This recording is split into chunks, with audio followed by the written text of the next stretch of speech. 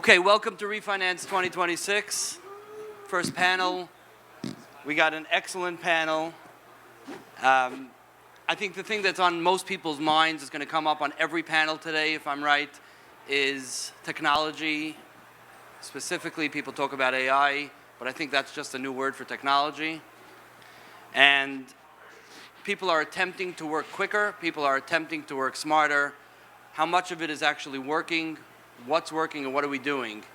And truth be told, this is affecting brokers and lenders and owners in so many ways that we can probably have an entire day of panels just on this subject. We brought in 3 of the top people in our atmosphere in this industry to give some input and some insight into the room. I have a personal relationship with Yaakov Zar, sitting in the middle. Yair Nazarian and I know each other for some time, and Peter and I just got to know each other pretty recently, actually. Although you can be sure that I've told my team that we need to be spending more time with them. And I'll start with Yair here. You've built out a platform. Why don't you give a little bit of an introduction about who you are and what you've done so people can get to know you? Sure, would love to. I'm Yair Nazarian. I'm the founder of REL. Our platform is a data platform. We provide data to mostly mortgage brokers, lenders, and investment sales agents. And our data is on every property owner, lender, helping debt professionals identify which lenders are active in the market, who they're actively lending to, what kind of performance they have on their loans, which sponsors are out there, who are their current capital markets relationships, what do their REOs look like, what debt is maturing, to help debt professionals basically originate new deals and create strong relationships with their clients. Thank you. Yaakov is the founder of Lev. Yaakov previously worked as a mortgage broker. We knew each other from back then. He's pivoted over to what he thinks is going to be the driving force in the market, and I think he's been proven right about that. Yaakov, why don't you give a little introduction? Yeah, so previous to, my background's in enterprise software. Previous to starting Lev, I started a company called Dispatch. We were building software for home service providers. And then I started Lev in 2019, and initially we were a tech-enabled brokerage, so we were building software for ourselves and also helping sort of providing the service to customers to help them get financing. And in a couple of years ago, 3 years ago, we pivoted the business to building. Today, what Lev does is we build software to help commercial real estate professionals get their work done more efficiently, accurately, and effectively. And that includes a bunch of tools around workflow automation, managing and tracking your existing relationships, pipeline, deals, and then building sort of AI agentic workflows that sit on top of that to help you run your day-to-day business. Thank you. Peter, you've been doing this for about 20 years, right? I think you worked as CTO at BuzzFeed, and I think you've had products that were purchased by Spotify, if I'm right, and maybe Salesforce? Yep. I've had 4 exits, in the last the last 20 years. The first one was Buddy Media, which was acquired by Salesforce. AppSavvy, that was acquired by actually Spotify and ironSource. It's like IP purchase. And then I was also CTO at BuzzFeed and Refine29. One went public, the other one was acquired by Vice. So those are all very legit companies. Yeah. Very legit. Very legit. Thank you. Now I'm here, right? And we started, I would say, I'm the co-founder and CEO of Haifa. And I started this company with Simcha Hyman, who has been in the industry for many, many years, but as an asset owner perspective. So we're combining our expertise, his expertise from buying, purchasing, refinancing, real estate, and my expertise in terms of tech. And what's fascinating, I think, I don't know too much about Lev. I should know some. And you guys, I'm very excited to learn about you guys. From my perspective, like Haifa is very much focused on how can we take the unstructured data, all the documents that's out there, whether it's the legal documents, financial like income statements, rent rolls, combining into a complete picture so that whether you're a broker, whether you're a lender, you can have a transparency around the asset. So a lot of times we say we're an asset intelligence platform so that anyone who is participating in origination, underwriting, monitoring, servicing the assets can utilize our platform. Thank you. My name is Shai Sonnenschein. I'm the president of Andar Real Estate Capital, founded by Aaron Rosenfeld. We're based in New Jersey. I've been doing mortgage lending for 22 years. I started my first job at a small mortgage shop at that time, growing, and my very first day I was put in front of a rent roll and told, type this up. And I guess my first question, and I'll point it at you, Yaakov, to start with, is if I fell asleep that day and woke up today and sat down to type in my rent roll, how is my life different than mortgage brokers who live today in the world that you guys live in? It's a good question. I think the answer is that 99% of people are doing would be doing the same thing that you did at that point. I think the thing that is astonishing, I spent a lot of time talking to different people about AI and skeptics and not skeptics and enthusiasts and not. And the thing that I think is really important for people to sort of realize is whatever your experience with ChatGPT was in November 2023 when it came out, when you're like, cool, I could send funny messages and like get it to say a bad word by accident or whatever, like we are an entire universe away from that now. And even the custom solutions for commercial real estate, I think, are critical. That's our entire business is focused on building commercial real estate-oriented solutions because we think that there's a lot that is unique about commercial real estate. But what this technology can do out of the box for a $19.99 a month subscription is unbelievable. So putting whatever the garbage rent roll document you had was into Claude Cowork and having it output in exactly whatever template you want. Just the quality of that output at the zero configuration, zero anything level is so intense, is so good that I think that, and the reason that I do a lot of these calls and we spoke recently is like the opening that, the degree to which people's minds open when they realize they can, with a one-line sentence, do something as astonishing as like build an entire pro forma financial model for a property, that's insane. And when you layer in the domain-specific technologies, it just becomes even more, like the returns are compounding. And I think I think we don't have any idea how applying that software in our industry is gonna sort of realize itself over the next couple of years. Thank you. Peter, you've been in the space for a long time. Tell us how you would say the advantage of a broker who's living in today's world is versus where we were 20 years ago. Yeah, 100%. So, first of all, completely agree with you. The ChatGPT days to now completely changed. I think I would say chapter maybe 3 in the AI curve already. And from a broker's life perspective, right, there are 3 things that a broker really needs. A, relationships, right, so you can build trust with one another. So you got to know people, the bankers, who their servicers are. You also need intelligence. You need intelligence on the properties, the client that you're serving, and the market. So you can provide the appropriate package for the lenders. And then you also need speed. So those 3 things are so critical. Now, in the AI first age, with the right tooling, you can do so much of it. Now, I would say a couple things, right? With a great CRM to store your relationships. Now, some people are great at putting information into a CRM, some are not. But I think in this day and age, I would say it is a must.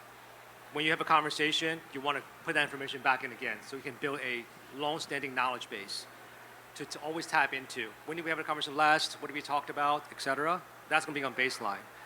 From a market intelligence point of view, I think this is where I intend to see a lot more competition from brokers because it is pretty hard to know the market, property, your clients so well at any given time. This is also where the tooling has come in.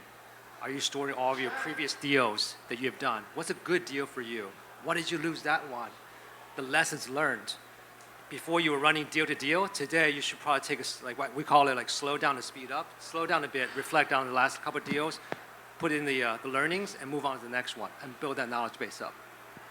Yeah, I think that's very true, and knowledge and information is going to be key here. Throughout the years, there's always the brokers who knew everything. They knew who was doing what, when they were doing it, and I think that the research and the time spent on research is super valuable. My question is, how does somebody approach dynamic of research from a place where he may not have had that experience? And I think, Yara, this is really your area of expertise is data. We've talked about systems. Now we need to get the data to go with it. Absolutely. I think, like Yakov and Peter mentioned, AI can do a lot. The more context you can give it, the more data you have available, the more opportunities you can create. And some companies are going to be better fit for this, the ones that are collecting data and structuring it in a way that they could feed to AI to create better processes over time. But data is not equal everywhere, especially property data. A lot of even public data is collected at the county level across the country, and there's a few companies out there that are aggregating it. And I've seen the data, and even across each of these companies, it looks very different, despite it all coming from the same sources. So how you collect information and how accurate your information is will definitely drive your ability to execute better with these tools. Some of the data being like on the lender side, in terms of identifying lenders, you mentioned how historically knowing which lenders to reach out to was a difficult process. Today, you could identify every loan that's been made by any lender across the entire country and aggregate it and understand exactly who's lending actively and on what types of deals and with what types of people. And similarly, on the origination side, you have tons of information that indicate which borrowers are going to need an upcoming loan on their maturity, which borrowers have new construction that's going to need a refi, who's even planning a new construction, giving you the opportunity to like get an early idea of who you should be reaching out to. And that could be cross-referenced with other data that you have on who's actually competitive in today's market and being able to propose those programs to these potential clientele. So data plays a huge role in how effective these tools could be. Yakov, on your end, you've lived in both worlds. You've been a broker and you've been on the technology side. Understanding it from a real front row seat, how does data drive the way that you're developing your technology for a broker? Yeah, I think Peter mentioned a couple of interesting points. One of around being able to sort of capture your own data and make use of it. One thing that I strongly believe is that a lot of the organizations, if you've been active in commercial real estate for several years, the quantity and quality of data that exists in your email inbox and shared drive and whatever else you use is tremendous. So you're going to go pay, God knows how much for CoStar for a bunch of data, but you will have really high quality, really accurate, probably related to the types of transactions that you work on, data that lives within your existing sort of, within your ownership. And being able to tap into that knowledge and make decisions based off of that and use insights of it to make other good decisions is unbelievable. And the world that you have to imagine now is you have, if 5 years ago someone would have come to you and said, I'm going to give you an army of 100 analysts that could do whatever you want all day, you just have to train them and tell them what to do accurately, you'd be like, that's annoying. That's a lot of people to train and tell them what to do. And then desks and all the annoying food, complaining, firing, all that stuff. None of that applies. You just have 100 super capable people that you need to be super precise and definitive in what you want them to do. But the solution is not to go straight from 0 people to 100 people. The solution is to go from 0 to what do I do with one person if I had one agent that was really effective at doing stuff for me. And that's why my sort of like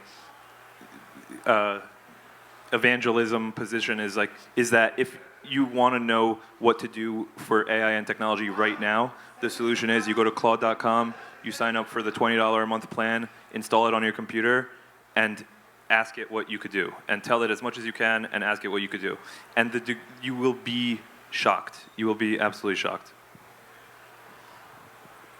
Trust me, it's true. He's made me do it. Yeah. One of the things that you brought up is the idea of scale. And you mentioned it because you talk about growth. There aren't any real estate owners that I know that were perfectly fine owning their first building and said, okay, I'm done. As brokers, we're always looking for the next deal. As lenders, we're always looking for the next relationship. Peter, I'm going to bring this to you because you've been doing various different technology endeavors over time. With the technology as it is today, how do you see businesses scaling? Is this a personnel conversation? Is this a data center conversation? What does scale mean today for a mortgage broker? Yeah, that's a great question, actually. I think what mortgage brokers are facing is not that different than any other profession today. Because with the emergence of a new set of tools, every profession is being redefined in what scaling means. If I just zoom in on broker, for example, there are different sizes of shops, right? 4-person and 1-person. You can do a 1-person team to a very large 1,000 organization. I think every brokerage shop needs to think about what their true competency and advantage is and pick one. Meaning, if you have a small shop today, you may have a single asset class that you just know so well. You have such deep relationship with, want to go deep in that area and saturate and get density.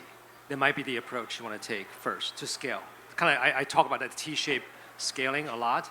Every firm and every individual actually always expand.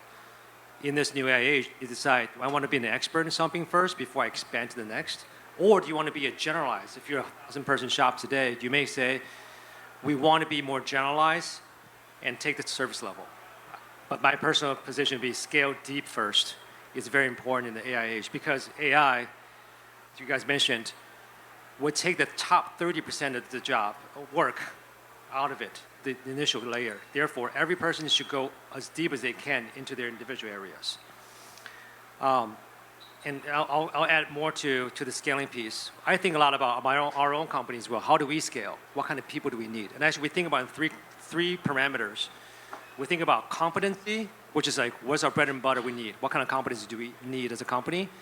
We think about how many do we need, like quantity do we need? How many do we need those?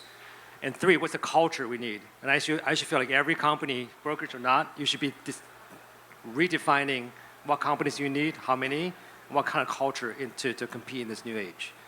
I hope that framework helps. I didn't answer the question specifically on what you should be doing, but I think frameworks are much more helpful to reevaluate your space. Well, I think the T format is great. The challenge that we're going to face, and Yari, you really need to answer to this, is don't we end up going down a rabbit hole when we dig in deep on one level? And on your end, when we have research and things of that sort, can't we end up getting lost down that T?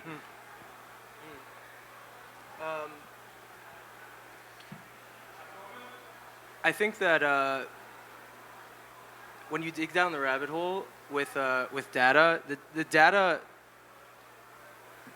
could be a lot of the value that helps fuel like digging deeper. So, for example, if relationships are the deepest part that you might get to, maybe your competitive edge is that you have the strongest relationships with these niche lenders, or maybe they're massive lenders that will push for your deals because you have a stronger relationship with them. Using data to help you understand when you might want to get in touch with these lenders, maybe they recently closed a deal, understanding like when different people are leaving a business, maybe your point of contact has left, maybe someone new joined. These could help you kind of maintain these relationships. So as you get deeper, data can help you along the way. And I think to Jaco's point and to Peter's point, there's elements along that way that you'll be able to automate. And at first, you probably want to be in the loop on a lot of those things. Maybe for a while. And that'll let you focus more on the other areas that give you a competitive edge. So when we're scaling up our business, we start on scaling up our technology and then see about the people who need to work it. Yeah, exactly. You mentioned something specific, and that is the relationship. You mentioned about a lender, somebody changing jobs, somebody moving to another shop, somebody losing a property or buying a property. All these things are commonplace events in the industry. I can remember how many years we've gone to the MBA and we've talked about meeting the same people, but now they have a different name on their badge. The question is, all of this technology gives us a lot of information. How does it practically help us build relationships? And I think, Yaakov, you're probably the starting point of this. We built a relationship around your technology, but how do people build relationships? Because isn't that where where the business really lives? I thought our relationship was much deeper than the software, but I guess not.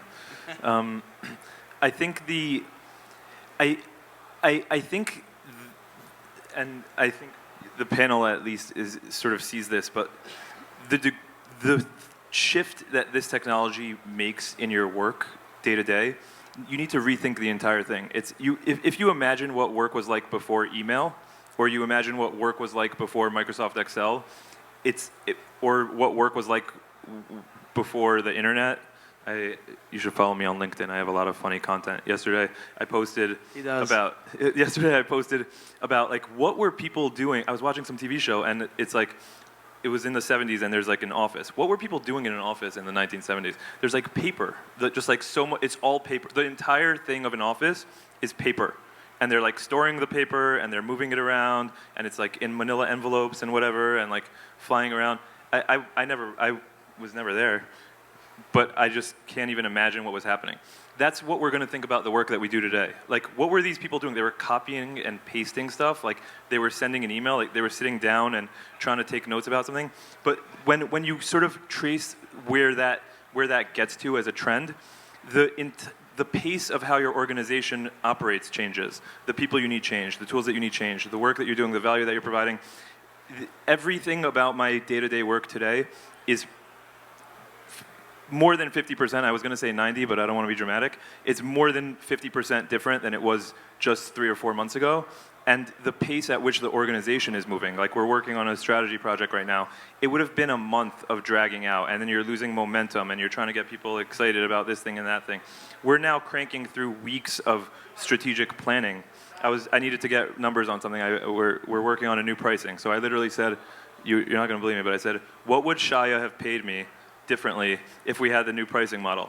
And it ran a query against our Databricks for all of the historical activity, our HubSpot for how much you're currently paying and whether you're on time, you are, and the number of seats you have, the usage, like all these, it did what I probably would have had to give to a data person in the company to spend a week. They wouldn't have had the context that I have because they're not me and they don't understand everything I'm trying to figure out. They'd be figuring out And all our these special different relationship. Right, exactly. So, and that's just like, so, okay, well, now you're saying that this strategic project that would have taken a month, 6 weeks, 8 weeks, is down to like 1 week, okay? What is the cascading effects of that? Well, then the technology that we need to build, the speed and effort of building technology, the other secret is Shaya showed me an entire software platform that he built with his bare hands on a Zoom this week. Like, he literally built it with Claude Code. And it's like Shaya's never built software before. He's incredibly intelligent and capable, but that's never been his expertise. So the speed of building software is completely different. So now that means that it goes from building something taking 6 months to taking like 6 hours, if that. And then it's like, okay, well, how do I get in front of customers? All the research, go-to-market research, et cetera, would be completely different. Every step of what you're doing is completely different. And you need to, it's just like email is integrated into what you're doing. It's part of the way that you build work around that. And I think that evolution is significant, and I think most people haven't even started to play around with it to develop the habit of like, okay, when I need to do something, I open up Excel. And when I do something, I open up email and write it down. And when I do something, I'm opening up whatever it is. If it's Claude or ChatGPT or Gemini or whatever random one you find online, or a specific one that some dude vibe coded in his bathroom and calls it like commercial real estate AI. Like that's use whatever you want. But the method of working is like completely something different. One thing I want to is fascinating about the relationship. It's almost like you're talking about your relationship with AI. AI knows you so much about the way you think. And how does it influence relationship between people? Because we think about that a lot. Like, we call ourselves a human first.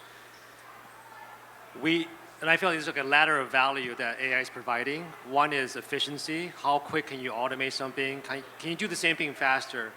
Can you automate that so you don't have to do it? Once you start taking those two, then you start finding their new way of doing things to achieve the same goal. Then you realize that you want to achieve different goals.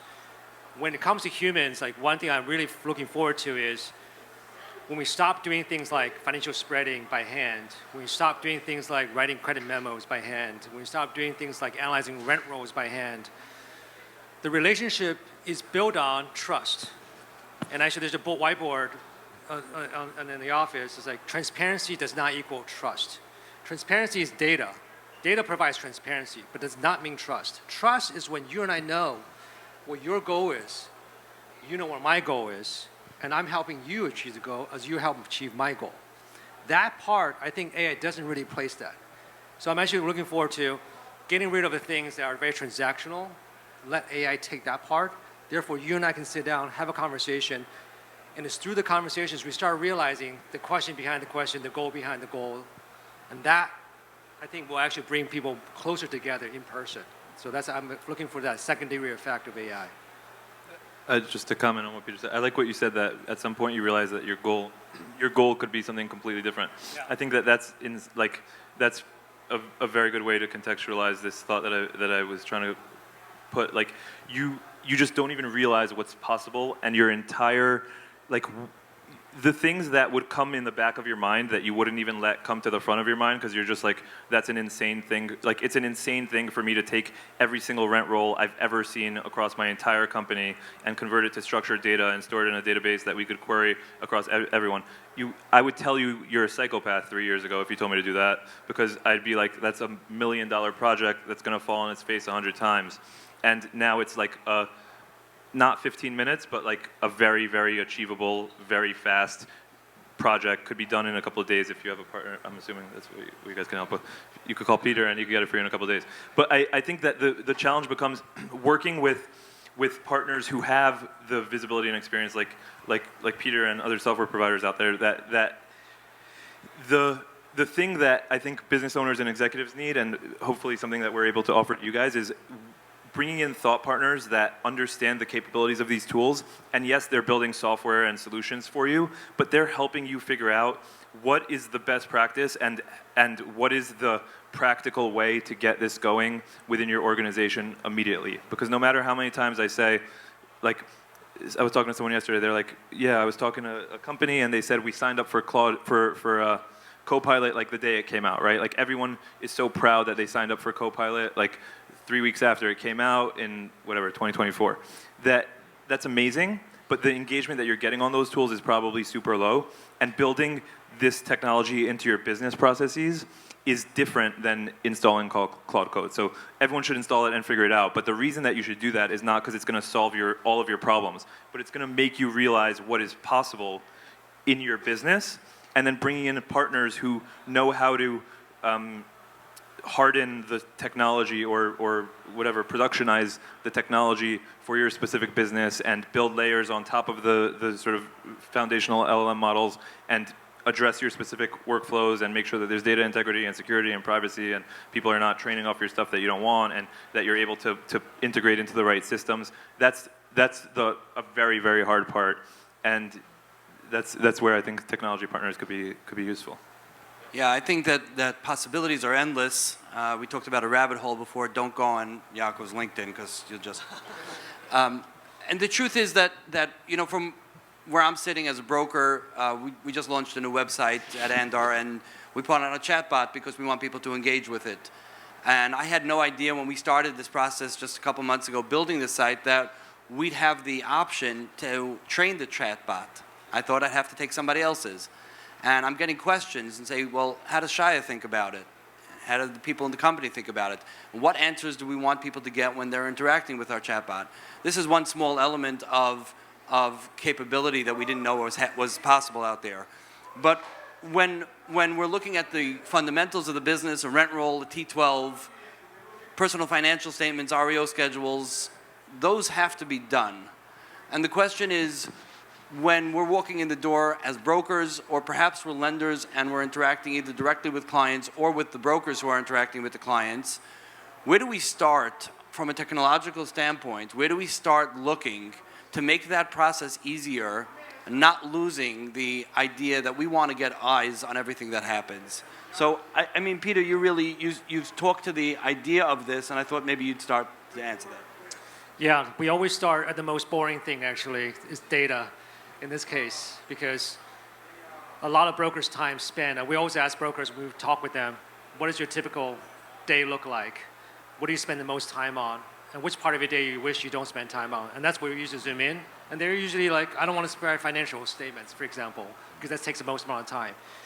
Which to us, we translate that to putting together a complete picture of the property and the deal you're looking. So we even start there. Where are your documents at? We ingest those and we help you. Once you have the complete picture, which just takes a bit of time, the rest is a lot easier. You can tell the narrative. Then we can do scenario planning. What's the narrative? What's the pro forma? What's the assumptions? Going from there. So we always start with the data, the documents first to create that layer. I would assume a year from now, that piece, the data documents, all will be solved. Everyone will have a knowledge base they can tap into. They can move on to how do you present that package in a way to the right lenders to have the negotiations much smoother, faster. I think we can move up the chain, if you will, from the bottom to the top. Yar, you're actually spending your day looking at that data, right? And that's how you've built your business. Is there an idea that we need to slow this down so people can see what's happening? You know, when you're watching code go on a screen and you want it, can it slow down a little bit so we can see the numbers and see the information? You're getting data moving at a rapid pace. Are we losing an element of our jobs? I don't think. Look, our solutions are meant to empower our users with data to use in their workflows. I think the workflows themselves are the things that are more so getting automated. So like Peter was mentioning, when you really understand how exactly your workflow looks, like you could jump onto Claude and like literally tell it, this is exactly how my day-to-day looks and how much time I'm spending on this or that. And like Yakov mentioned, just out of the box, it could probably do a ton of that work for you. Where data becomes really useful is first of all your own personal data. Yakov mentioned earlier, like if you plugged in your email, it has the context of all the emails that you've ever sent. It has the context of the attachments to the emails that you've sent. It probably has some kind of likeness to like how you're actually communicating with people over time. That type of information helps the products that you're using, the AI products, do your workflows much more effectively. And then when you use specialized tools that integrate other kinds of data and information, like all the platforms here, it helps as well because they have additional context outside of the data that you're presenting just on your own workflows. So they're working with data across other platforms, public, private, et cetera, and that helps empower each of these processes and helps automate more and more of it. Yeah, I mean, the reality is the automation is going to be that important. Peter mentioned the human side of this, and we'll have to talk about that in a moment. But beyond this moment, there's so much that's capable out there. There's so much capacity for AI and technology to change the way we live our life. How much of it is real and how much of it is just theater? I think a lot of it's real. Like, especially, Yakov mentioned how fast things are moving. I think they're just going to continue to get more and more crazy, and the things that you thought were impossible are actually very possible. I think we're not at the point where people want to take their hands off the wheel, so it's important to kind of monitor and make sure that, especially in the context of relationships, you're not allowing the desire to kind of move quickly and automate these workflows get in the way of building real relationships. That said, I think a lot of tools out there are, you could code something so quickly. So there's a lot of new products being built. Not all of them are made equally, and a lot of it comes down to the information that's being used behind the scenes. I've seen tons of products that make tons of new assumptions that are not based on a lot. They still provide some value, but then there's other products that have a lot more data behind the scenes. So kind of getting some context of how these things are operating and what they're based off of helps, but also just keeping an eye on how they're progressing and making sure that you're like thoughtfully kind of integrating them into your processes is also very important. Yakov, do you agree that for the most part, what we're seeing out there is real, or is there an element of theater that needs to be addressed? He was going to say something. Okay, He was it's gonna okay. say something. You can go. I was gonna It's add so one- insightful. It's not worth missing out. So, because what's interesting about this real or not real, it's interesting like binary question, what's real, not real, but maybe you touched on, which is, I think of it like single player and multiplayer. There's a few dimensions. It's very easy for a single player individual to go on Cloud Code today to create an app very quickly. Most of us have experienced that. But when it comes to multiplayer, meaning how do you collaborate with your coworkers, there's still a lot of work to be done. And you're seeing that the foundational models have started, how do you share a conversation? How do you share the app? How does data flow between people? That's the next frontier. So when we And build security and SOC 2 security. and all this stuff. And I think I was going to say, Yair mentioned, sorry to interrupt you, there's so many companies that are coming out day to day. And if you're trusting, like I made the joke about the guy vibe coding something in his bathroom, it's not a joke. Like the company that you're trusting with your data should have a CTO with this technology experience that Peter's describing, the team that we built at Lev. Like you want to make sure that you're not just making a bet on something that is fly by night and doesn't have the infrastructure support, doesn't understand data and compliance, didn't just like tell Claude like make me compliant, which I think we're a year or two away from Claude being able to actually just do it from one prompt, but I don't think we are there yet. And I think that to be able to put the real information into there is like you need to be making the right bet on the software. Yeah, completely agree. The compliance, that piece. Another piece I'll add, maybe you guys can relate to this, is I would call like the real world model piece is missing today. Meaning, you've all seen videos of AI generated videos when a guy's flying around the sky, doing parkour, but in like weird ways. The reason why is because the AI is not grounded in physics, right? But very similar in our worlds, like we started Haifa actually with skilled nursing facilities. We did a lot of work in looking at structure of the DOs, census information, et cetera. And we realized if you just drop those documents into like ChatGPT or Claude, it doesn't really understand when it says beds in the context of SNF and in the context of census, in the context of Medicare. So what we had to do was build a real world model we call topology to ground to the AI to say, here's a structure of a loan security agreement, census, and how it relates to this particular asset type in this debt structure. Therefore, when we ask a question, the AI is like, oh, okay, I get it now. This question is related to this debt structure, this asset type in this context. And that's actually, I think that real world model, we've seen that play out in physical AI for sure, because a robot needs to understand, if I'm roaming around a warehouse, I can't make assumptions to bump into people, it can hurt people. They literally map out the entire warehouse, give that schema to the AI, so AI understands how to navigate it. And I think we're going to see similar real-world models being created in real estate and other industries. So that's how I would say it's not real right now, but we're supplementing it.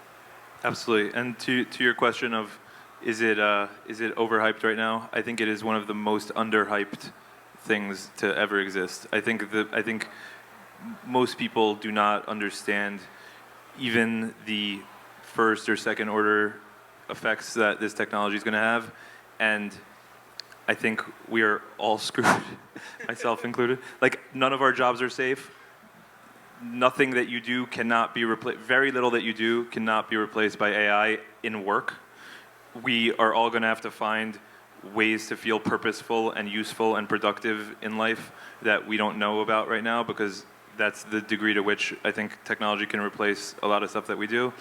And the only possible solution I could figure out is to become the best at understanding and using and working with these tools and become native, make my organization native to that, to those tools. If there's any chance of hope in the new world, it's that, because for sure the old stuff is not gonna exist. And I know I sound like a hype machine, like crypto, like you guys should buy my new coin. I don't care, like sign up for my software or don't. We would love to have you. We have a lot of customers here. I'm glad to see you. We're proud. The most proud I feel is when a customer messages us and tells me that we built something that supports their day-to-day, or that I've opened up their eyes to the power of what the technology can do.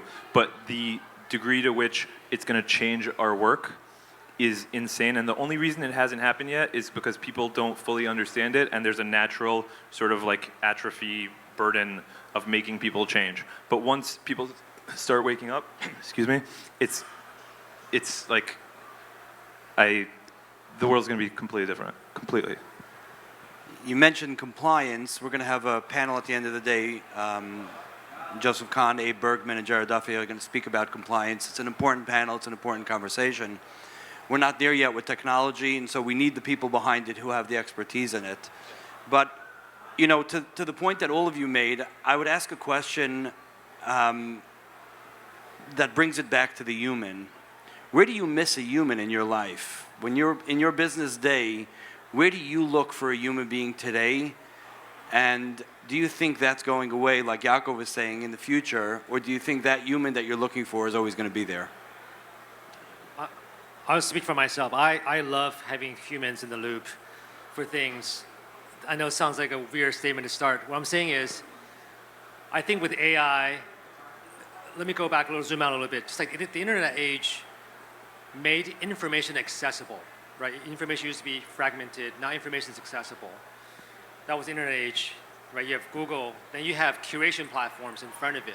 Because now information is accessible, people inundate information. People are then looking for curation, curating what I care about. Everybody see back in the day, you have different bookmarking sites, you know, branding. Like, that's what curation. Media companies emerged because of curation, and now AI companies, AI age is going to usher the age of building any tool you want to automate things that you don't want to do. That's what's happening now. But humans are always, and I think we talk to my team about is that there's something universal about humans. We're social creatures.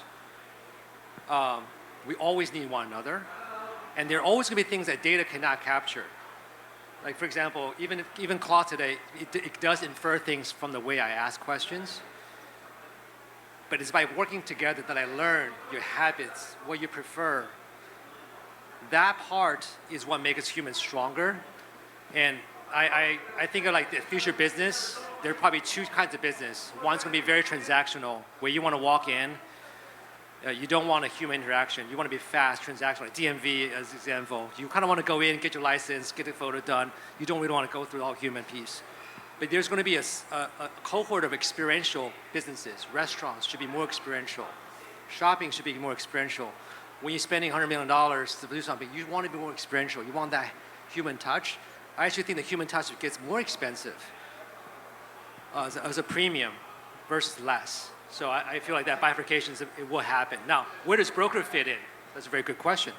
Brokers is in the middle of that human touch. So how can you turn that transaction relationship to be a high-touch relationship? I think it's something that every brokerage firm should think about. What is our human touch? That when you work with us, it always feels different. No different than hotels. Hotels provide a bed, a breakfast, etc. But feeling is completely different. And the premium is it's like this. It's a curve. A lot of long tail, cheap hotels, and a few very expensive ones. How can you be that expensive brokerage and people willing to pay for? I think it's a question for folks in the crowd. Just to add to that, I think that, like Peter mentioned, I think people want to maintain the human touch. And when you start automating a lot of the workflows that don't actually include any humans, or maybe not the ones that matter to your business, you could focus a little more on developing relationships. And like Peter also mentioned, you don't really even know the depth of value you might be able to provide on top of your existing relationships and communications, because you spend so much time on other workflows. And when you open yourself up to that, I think that's where you could drive a lot of value for businesses. Over the long term, I wonder like where efficiency will outdo relationships in some circumstances.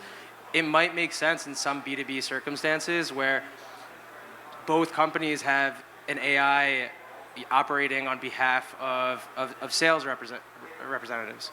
And it could be the case that your AI is just talking to another AI at another business and there's like really no person there. I don't think that'll happen in every business, especially smaller ones, especially ones that really value the human relationship.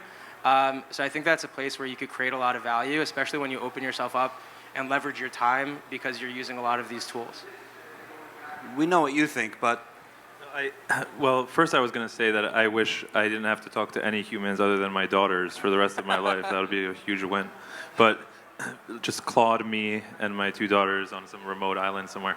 The thing that I think is, I think we're sort of mixing 2 things. One is like a natural human desire to connect with other humans and to feel emotional closeness and support, et cetera, from a personal, social, sort of whatever standpoint. And the other side is humans as a sort of confidence creator on a complex thing.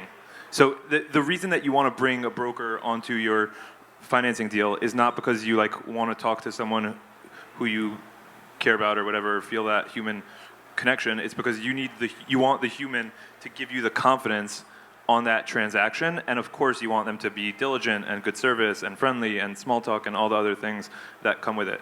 And I think that it's naive to think that we can't get to a higher confidence than humans with technology from that sort of like confidence business execution standpoint. I think confidence is important here because the reliability of millions and often billions of dollars in mortgages is reliant on that confidence. And so I think the question that a lot of people who have lived through the various cycles of markets will ask you is, how often do they make mistakes? You know, people make mistakes, they can take responsibility for a mistake, they learn from it, and they do it better the next time.